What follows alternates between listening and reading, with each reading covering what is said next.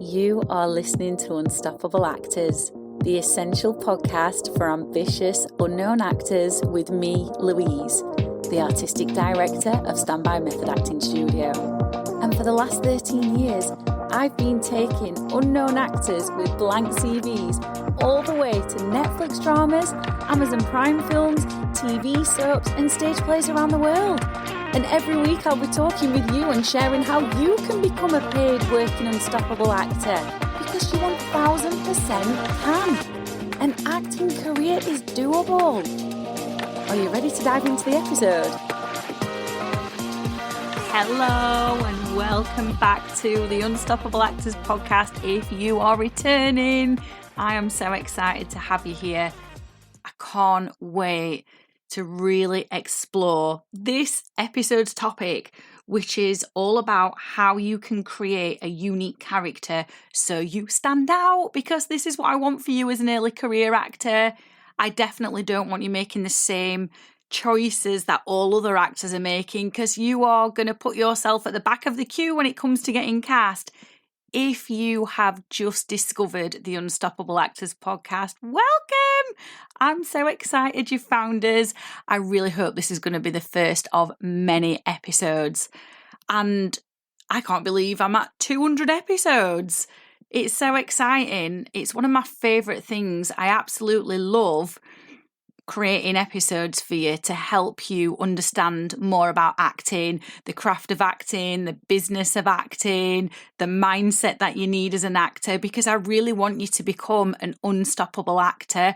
I really believe that we need more new and upcoming actors breaking out into the industry. It's so important because you have got stories inside of you that needs telling via characters. So I'm here to help you do that. One of the other things that I absolutely love doing is creating free courses for you, so we can take what we learn in the podcast to a practical level with hands-on coaching from myself. And I have got a course coming up. It's not been released just yet, but it is being released very soon, and it's going to be free for the first 500 actors. And that course is called The Nerve Destroyer: Lose Yourself in the Role, a complete training for new and early career actors. I really hope you will register for this free training, because once you register for it, you've got lifetime access to it, which is incredible. Once we hit 500 actors, it will then turn into a paid course. So I really hope you'll be proactive and you'll register for it whilst it's free. But enough of that. Let's get right into this topic of creating unique characters so you stand out. So how do we do that? To create a unique character, and what I mean by unique is finding their unique essence. I mean going beyond what the script tells you. But to do that, we as the actor have to make bold, brave, courageous choices. Bold, brave, and courageous isn't always something that is big. It can be the softer moments too with the character. So what we're really looking to do with characters is create layers, find the peaks and the troughs in the character. It's almost like we've got an onion, and the more layers we peel back, the more we discover. But for many actors, especially new actors, especially early career actors, especially those actors who are returning from a break from the industry, what many actors fear is making that brave, bold, and courageous choice. And the reason they fear it is because they're usually giving their artistic power away to someone outside of them, and that could be the director. You know, they become hyper aware of the director's expressions and every little facial expression they make or every little noise that they make. It could be that they are giving their power away to the audience. The audience didn't laugh. So does this mean that they're not enjoying the performance? It could be that they're giving their power away to the casting director. And again, they've got one eye on all of the movements and facial expressions that the casting director is making as they're doing the audition. This is simply giving your artistic power away. You have to be honest to yourself for the development of your own talent in whether you're doing that or not. But one thing I want to share with you is that if an audience doesn't laugh at something, It's not true that they're not enjoying it. If a casting director or a director makes an expression and you read it as, oh gosh, it means they're not enjoying my performance, it means I'm doing rubbish, that's simply not true. Everybody enjoys things differently. Everybody expresses their enjoyment differently. As an actor, whether you're new, early career or upcoming, you know this because you are playing a variety of characters. We don't all express things in the same way. So the best thing you can do for yourself is stop giving your artistic power away to other people and actually focus on the character. Because unless you get inside the audience's mind or the casting director's mind or the director's mind, you're never going to know what those expressions mean. So it's just a waste of energy. Put that energy onto the character instead in making those brave, bold, courageous choices. But let's go back to this then. What does it actually mean when we are giving our power away? Let's explore this first. It actually means we don't feel safe in the scene. And I mean safe to make those bold choices because we need that validation, whereas the validation really needs to come from our own curiosity of figuring out who is this person and then playing them and making the choices to play them in a way that is effective, that is authentic, and that finds their true essence.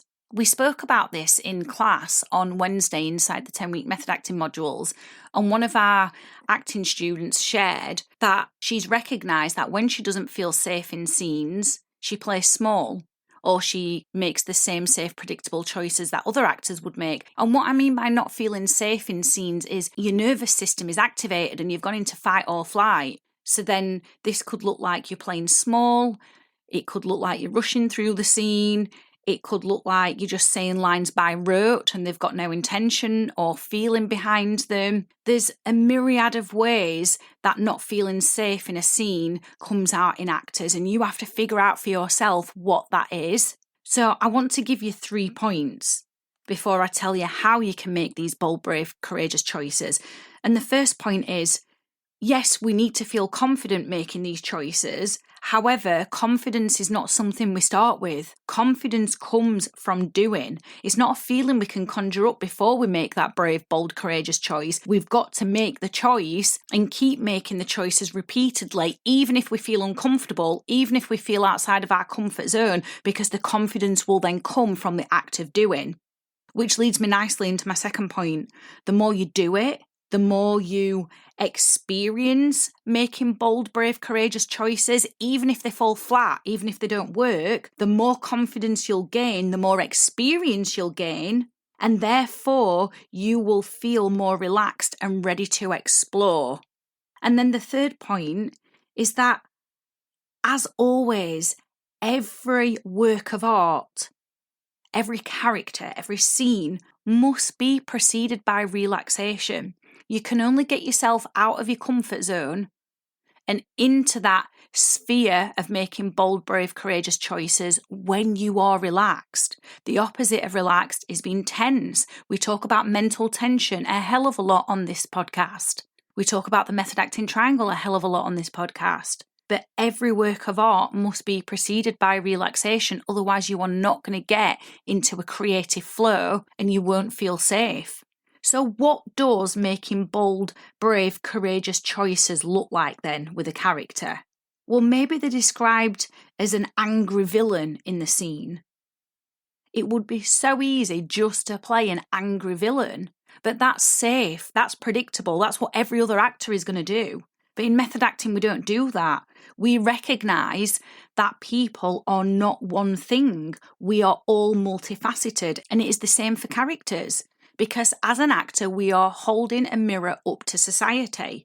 So how about when you get that character that's described as the angry villain, how about exploring their softer side? That could be interesting, right? Maybe there's a scene where you get proposed to. Rather than a big, happy, over-the-top yes, what about a moment where you have to internally pinch yourself? And that moment is a processing moment for the character. That they're really taking on board what's just happened, that they've been proposed to.